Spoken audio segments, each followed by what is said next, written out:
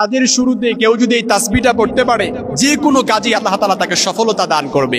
যত কঠিন থেকে কঠিনতর কাজই হোক না কেন, আপনি যদি এই তাসবিহগুলো পড়তে পারেন, আল্লাহ তাআলা আপনাকে ওই কঠিন কাজকেও সহজ করে দিবেন, আপনাকে সফলতা দান করবেন ইনশাআল্লাহ।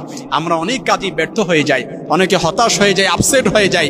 যত কঠিন কাজই হোক না কেন, নবীজি সাল্লাল্লাহু আলাইহি সাল্লাম বলেন, এই তাসবিহগুলো পড়ার বরকতে, এই তাসবিহগুলো পড়ার কারণে আল্লাহ তাআলা তার ওই কঠিন কাজকে সফলতা দান করেন। চাকরি পান না, ব্যর্থ হয়ে গেছেন, এই তাসবিহটা পড়েন, আল্লাহ তাআলা সফলতা দান করবেন। প্রমোশন হচ্ছে না, এই তাসবিহগুলো পড়েন, আল্লাহ তাআলা সফলতা দান করবে।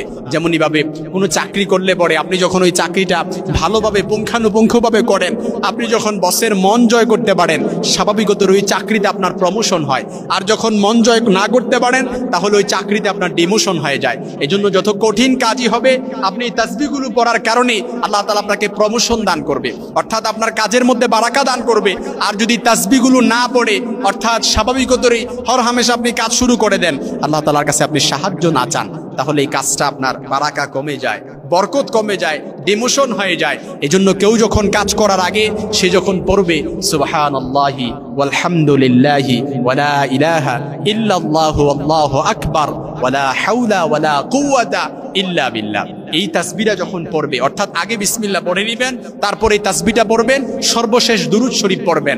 আগে বিসমিল্লাহির রহমানির রহিম বলে তারপর পড়বেন সুবহানাল্লাহি ওয়ালহামদুলিল্লাহি ওয়ালা ইলাহা ইল্লাল্লাহু আল্লাহু আকবার ওয়ালা হাওলা ওয়ালা কুওয়াতা ইল্লা বিল্লাহ, তারপর পড়বেন সাল্লাল্লাহু আলাইহি ওয়াসাল্লাম, কিংবা যে কোনো দুরূদ যেটা পারেন, আল্লাহুম্মা সাল্লি ওয়া সাল্লিম ওয়া বারিক আলাইহি। এই দোয়াটি পড়ে যখন আপনি কাজ শুরু করবেন, এই কাজটা যত কঠিনই হোক না কেন, আপনার কাছে যত কঠিনতরই হোক না কেন, যত পাহাড় পরিমাণই হোক না কেন, যত রকমের একেবারে আপনার কাছে মনে হচ্ছে যে এটা একেবারে আমি পারবো না, আনসাকসেসফুল হব, কোন কাজও আল্লাহ তাআলা আপনার জন্য সহজ করে দেবেন ইনশাআল্লাহ। এই জন্য আমরা যত আপসেট হই, হতাশ হই, এর সবটাই 99% হচ্ছে আমরা ব্যর্থ হওয়ার কারণে। যে কোনো কাজ ধরেছি, ব্যর্থ হয়ে গেছি, চাকরিতে করতে গেছি, ব্যর্থ হয়ে গেছি, যে কোনো কাজে সফলতা না আসার কারণে আমাদের জীবনটা মানসিক ডিপ্রেশনে ছেয়ে যায়, চারদিক থেকে অন্ধকার ঘনীভূত মনে হয়, দেয়ালে পিঠ থেকে গেছে এরকমটা মনে হয়, কোমর বাঁকা হয়ে গেছে এরকমটা মনে হয়।